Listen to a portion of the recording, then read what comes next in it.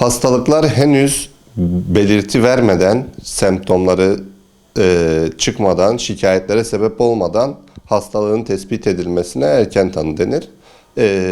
Hastalığı erken tespit edince hem tedavisi daha rahat hem de maliyet yararlılık oranı daha iyi olur. Erken tanı için ilk başvurulması gereken yer aile hekimliği. Birinci basamak olarak geçen aile hekimliği. Örnek kanser taramaları için aile hekimliğine önce başvurması lazım hastanın. Ama kanser tarama merkezleri de var. KETEM dediğimiz. Aile hekimliği yönlendirme yapıyor zaten bu yerlere. Ama vatandaş direkt kendisi de başvurabilir KETEM'lere. Kanser henüz başlamadan veya erken evredeyken tespit edilirse kanserin tedavisi çok daha rahat oluyor. Kanser taramaları olarak ülkemizde 3-4 kanser tipi taranıyor. Bu kanser taramaları ilki kadınlarda en sık görülen kanser türü de olan meme kanseri için ve bu çok sık bir kanser türü. Toplumda 7-8 kadından biri meme kanseri. Erken tanı alırsa tedavisi çok rahat. Hani hasta kemoterapi, radyoterapi dediğimiz ilaç tedavisine gerek duymadan bile iyileşmiş oluyor erken evrede yakalanınca. Ama ve mamografinin tespit ettiği bu kanser henüz şikayet oluşturmayan, ele gelen bir kitle olmayan, daha çok küçükken olan bir kanserken tespit etmiş oluyor. Ve hasta tedavisini tam kür sağlamış oluyor. Yani hani herhangi bir probleme sebep olmuyor. Tamamen iyileşmiş oluyor. Erken tanı aldığı zaman mamografi yapılıyor bunun için. Diğer yapılan kanser taraması kalın bağırsak kanseri taraması için. O aile hekimliklerinde ve KETEM'lerde, hastanelerde Gayta'da gizli kan kiti dediğimiz tarama yöntemi var. Büyük abdest tahlili hasta kolaylıkla evinde yapabileceği bir tahlil. Daha sonra sonuç için aile hekimine veya isteyen diğer doktora götürüp gösterebiliyor. Taramasını yaptığımız 3. kanser tipi de rahim ağzı kanseri. Bu aile hekimliklerinde ve KETEM'de yapılan kanser taraması henüz hastada hiçbir semptom yokken HPV taraması olarak yapılıyor. Hastada henüz herhangi bir şikayete sebep olmadan, daha hastalık başlamadan, kanser oluşmadan taramasını yaptırınca tedavisi de çok daha rahat oluyor. Henüz başlamamış bir kanseri kolay bir tedaviyle yenmiş oluyor ama geç kalınca, erken tanı almayınca bu kanser tipi hani yayılınca hem tedavisi daha zor oluyor. Ne yazık ki bazen de tedaviyle bile düzelmeyen hastalar oluyor. Meme kanseri 40 ile 69 yaş arası bayanlara 2 yılda bir çekiliyor.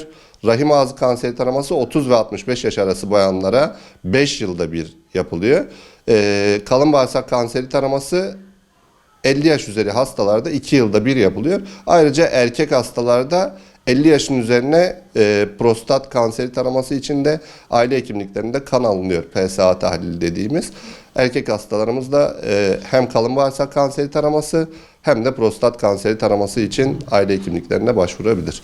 KETEM'lere de başvurabilir. Hasta erken tanı aldığı zaman tabii ki bunun maliyeti de çok düşmüş oluyor. Hani hastaya da devlete de külfeti azalmış oluyor harcamaların.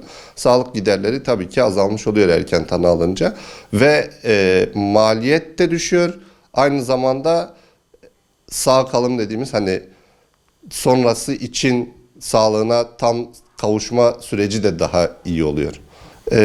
Kanserde erken tanı hayat kurtarır. Kanser taramaları için mutlaka taramalarımızı yaptıralım. Özellikle 30 yaşından sonra 5 yılda bir rahim ağzı kanseri taramasını, 40 yaşından sonra 2 yılda bir meme kanseri taramasını, 50 yaşından sonra 2 yılda bir kalın bağırsak kanseri taramalarımızı muhakkak yaptıralım. Kronik hastalık taramaları da yapılmakta. Aile hekimliğinde de hipertansiyon taraması, diyabet taraması, kardiyovasküler risk taraması adı altında kronik hastalık taramaları da yapılıyor. Evet, bir şeker hastasının erken tanı alması bu hastanın yaşam kalitesini çok önemli ölçüde etkileyen bir şey.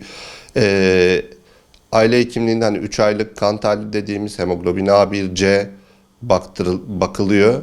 Hasta bu hemoglobin ABC tahlilini yaptırıp eğer diyabet hastasıysa erken tanı alıp böbrekleri hasar görmeden, damarlara hasar görmeden, göze hasar görmeden tedavi olmuş oluyor.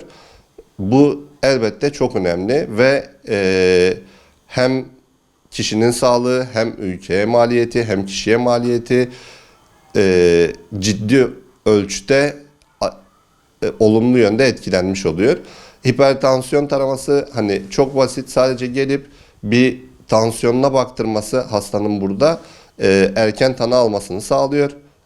Toplumda tansiyonunun yüksek olduğunu bilmeyen bir sürü hasta var. Daha önce hiç tansiyonuna bakılmadığı için. O yüzden hani sağlık kuruluşlarına başvurduğumuz zaman bir tansiyon da ölçülse iyi olur. En azından hani 6 ayda bir, yılda bir diye yaş gruplarına göre değişen tansiyon ölçümlerimiz, takiplerimiz var bizim. Hasta bunu yaptırdığı zaman da eğer tansiyon hastasıysa daha sık takipleri gerekiyor. Özellikle şikayetleri olunca da böylece ilacı düzenlenmiş oluyor, tedavisini almış oluyor hasta.